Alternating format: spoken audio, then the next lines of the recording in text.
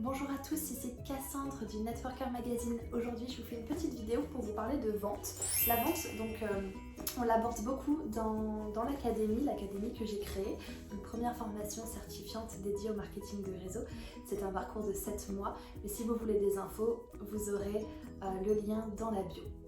Aujourd'hui, je voulais vraiment vous parler de vente parce que c'est quand même la base de votre métier, de notre métier, le marketing de réseau, la vente à domicile, peu importe comment vous l'appelez, il y aura toujours une base de vente.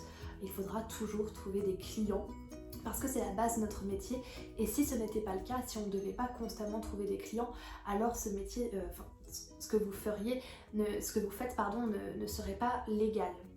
Donc effectivement, le statut de VDI se base sur le fait de toujours constamment trouver des clients et ne pas être rémunéré sur son équipe. Ça, j'en parlerai sûrement dans une autre vidéo. Aujourd'hui en vente, je voulais vous parler de quelque chose de spécial. J'étais au téléphone ce matin avec une de nos académiciennes, Sonia, et on était en mise en situation de vente. Donc une mise en situation, c'est je suis la cliente un petit peu pénible, Sonia mène à bien sa vente et à la fin on débrief. Et donc nous étions en mise en situation et j'expliquais à Sonia quand on a fait notre débriefing c'est pas parce qu'un client veut quelque chose, c'est pas parce qu'un client a envie de quelque chose que c'est forcément ce dont il a besoin. Si par exemple je vais chez le médecin, je peux lui dire j'ai envie, j'ai besoin d'antidépresseurs. Est-ce la réalité? Sûrement pas, peut-être pas, peut-être que oui, peut-être que non. Mais ce que va faire le médecin, c'est que le médecin va poser un tas de questions et le médecin va poser son diagnostic pour savoir si oui ou non j'ai bel et bien besoin d'antidépresseurs. Et bien votre rôle dans votre métier, votre rôle de vendeur, de solutionnaire, pour ceux qui ont du mal avec le mot vendeur, vous êtes un solutionnaire. Et donc votre rôle en tant que solutionnaire, c'est de poser le bon diagnostic à votre client et de lui donner ce dont il a besoin et non pas ce dont il a envie. Si vous donnez au client ce dont il a envie, il vient vous voir, il veut une détox, peut-être que c'est ce dont il a besoin, peut-être pas, mais en tout cas, si vous lui donnez ce dont il a envie et que finalement c'était pas ce dont il avait besoin, il n'aura pas de résultat et il ne reviendra plus jamais chez vous, mais pire, il ne vous recommandera pas autour de vous. Donc vous devez absolument donner au client ce dont il a besoin pour que la personne ait du résultat et pour que la personne puisse vous recommander autour de lui, puisse parler de vous et puisse avoir une expérience positive avec vous. Donc comment est-ce qu'on fait pour déterminer quels sont les besoins du client? Eh bien on lui pose un tas de questions, tout simplement. Tout simplement, vous devez prendre une phase dans votre processus de vente, vous devez avoir une phase de questionnement et c'est de poser un tas de questions à votre client. Si par exemple vous vendez de la détox et votre client vous demande une détox, posez-lui une tonne de questions. Est-ce qu'il dort bien? Est-ce qu'il mange des fruits et des légumes régulièrement? Est-ce qu'il perd ses cheveux?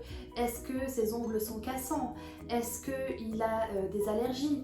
Est-ce qu'il a des problèmes de poids, etc. Et il faut vraiment élargir cette phase de questionnement pour poser le bon diagnostic auprès de son client. Si vous êtes dans les cosmétiques, dans le maquillage et qu'une personne vous demande un fond de teint, dans votre phase de questionnement, vous allez devoir demander à la personne est-ce qu'il a une base pour le maquillage? Est-ce qu'il utilise une crème de jour régulièrement, tous les jours? Est-ce que la personne elle a des pinceaux? Est-ce qu'elle a de l'anti-cerne? Est-ce qu'elle a quel est son type de peau pour lui proposer le bon fond de teint? Si c'est une texture liquide ou compacte, peu importe. J'essaye de vous donner des exemples pour que vous puissiez bien comprendre. Si vous vendez du textile, de la lingerie, etc., vous allez poser un tas de questions à votre cliente parce que si votre cliente dit je veux ce soutien-gorge bleu et que c'est un soutien-gorge qui pour les poitrines fortes et que votre cliente n'a pas de poitrine, vous n'avez aucun intérêt à lui vendre le produit parce qu'une fois porté, elle n'aura pas le résultat qu'elle a vu sur telle ou telle photo. D'accord? Donc vous allez devoir apporter un conseil à votre client et pour apporter le bon conseil, vous devez poser les bonnes questions mais surtout vous devez prendre un laps de temps pour poser toutes les questions nécessaires à votre diagnostic. Donc si j'ai des conseils à vous donner aujourd'hui, le premier c'est de vous comporter en tant que médecin. Vous êtes un spécialiste dans votre domaine, donc vous devez apporter une solution correcte auprès de votre client et agir en tant que professionnel, agir en tant que spécialiste. Ça c'est la première chose que je voulais vous dire. La deuxième chose que je voulais vous dire et souligner aujourd'hui, ne confondez pas envie et besoin. J'ai envie de sac à main, est-ce que j'en ai besoin? Sûrement pas. Donc ne confondez pas les envies de vos clients et les besoins de vos clients. Vendez au client ce dont il a besoin pour qu'il revienne chez vous. Vendez au client ce dont il a besoin pour qu'il vive une bonne expérience avec vous. Vendez au client ce dont il a besoin pour qu'il puisse vous recommander à son entourage. D'accord?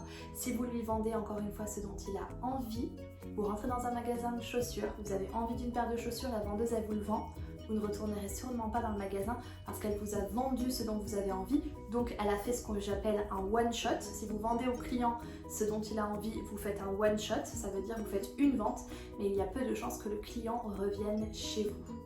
Donc pour qu'un client soit fidèle et pour qu'il vous recommande, vous devez lui faire un diagnostic qui soit correct et lui vendre ce dont il a besoin et non pas ce dont il a envie. J'espère que cette vidéo vous a plu. Si elle vous a plu, mettez un petit pouce comme ça. Laissez-nous des commentaires, on se fera un énorme plaisir avec l'équipe à interagir avec vous et à vous répondre.